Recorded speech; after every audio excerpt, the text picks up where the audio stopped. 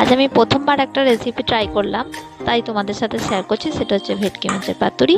এর জন্য আমি মাছটাকে প্রথমে নুন, টক দই, কাজু বাদাম বাটা, পোস্ত বাটা, সাদা সর্ষে কালো সর্ষে দিয়ে ৮ ঘন্টা মতন ফ্রিজে ম্যারিনেট করে রেখে দিয়েছিলাম। এরপর আমি পাতাগুলো সেঁকে নিচ্ছি যাতে কেটে না যায়। এরপরে এই পাতার মধ্যে আমি সেই ম্যারিনেট করা মাছটা সঙ্গে কিছুটা সর্ষের তেল দিয়ে আমি এবার আস্তে আস্তে ফোল্ড করছি। এই পাতাগুলো শিখে নেওয়ার জন্য কিন্তু একটু কেটে যাবে না, আস্তে আস্তে আমি আমার মতন করে ফোল্ড করছি। যেহেতু প্রথমবার ট্রাই করছি তো খুব একটা ভালো ফোল্ড হয়নি।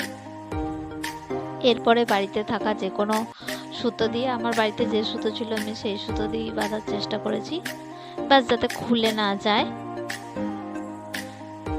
জানি না